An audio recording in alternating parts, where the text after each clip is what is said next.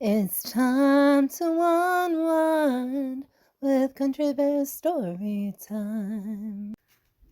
Hi, and welcome to Country Bear Storytime with Papa J. Daddy and Anna Lee. I hope you enjoy. One of the funniest things I ever heard was about a young baseball phenom, high school pitcher in the backwoods of Alabama, Mississippi, somewhere. Now, where did you hear this story from? I don't even know where I remember this, where I heard this. But the story goes something like this. This young high school baseball pitcher in the backwoods of Alabama, Mississippi, somewhere, that he was striking out 16, 18, 20 batters a game in 7-inning games, only 21 outs. And so, and this major league general manager called in one of his scouts and said to him, "Hey, I want you to go down and sign this young man, because a talent like this, what I've been reading about, I've never seen him pitch. I don't know anyone personally that has, but I definitely want you to sign him and pay him whatever he wants." Well, what he'd been reading is this kid he hadn't given up an earned run all season long. And his team won the state championship. Like I say, no, hadn't given up a run all season, hadn't walked anybody all season, right? And the season was over. And so he told this guy, "You go down there and sign and pay him whatever he wants." So this scout headed to the backwoods of Alabama, Mississippi, some small town, wherever it was, found out where this kid lived, and kid lived way back in the country. And so this scout drove on dirt roads, through creek beds, everything else. Finally got to this kid's house and knocked on the front door and asked his mother where her son was. She said he's in the backyard killing squirrels.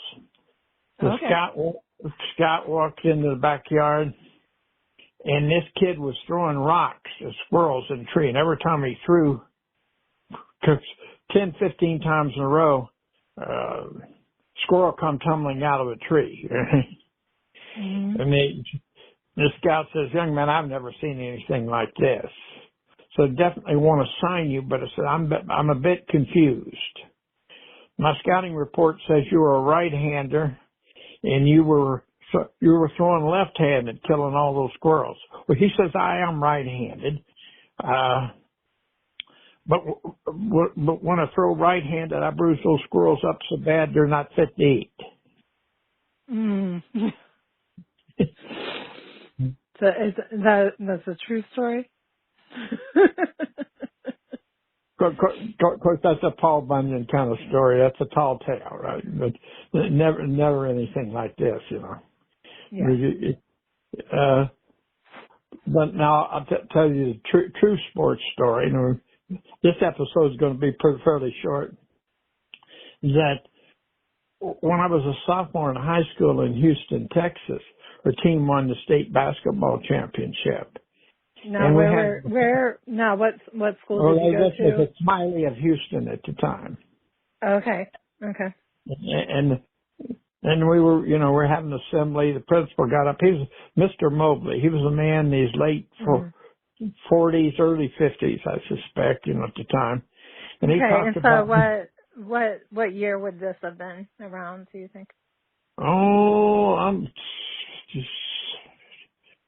This was 57, okay? Okay. And I can remember 1957. Anyhow, Mr. Mobley, school principal, he wanted everybody to know that he had played on a state championship team when he was in high school, back in the late 20s, early 30s. Oh, okay.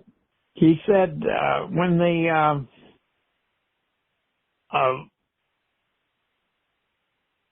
all their away games, all the way to their away games, was their uniforms. You know, no extra clothing, no nothing. You know, no, just got cranked up the bus and got going, right? And they even did this some of the early tournament games. And they Mhm. finally went to the state semifinal game in Austin. And Okay. apparently it was probably a couple of 100 miles away from home.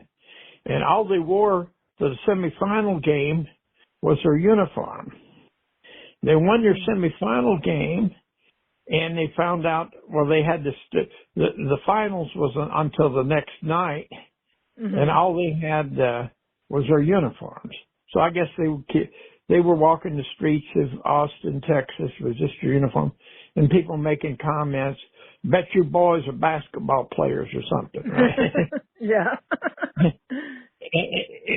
Anyhow, they so they all they had was the sweaty uniforms that they won their semifinal game.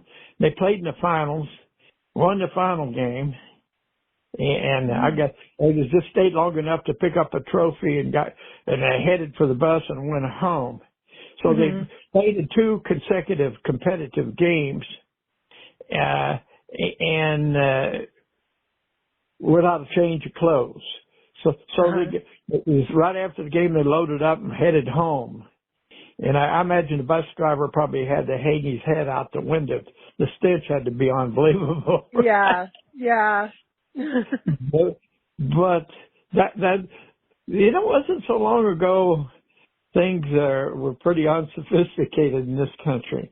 But yeah, we'll just end it there. I'm gonna in the future to talk about Milan win the state championship back in the early 50s. I think probably 52, of course Milan was in the movie Hoosiers.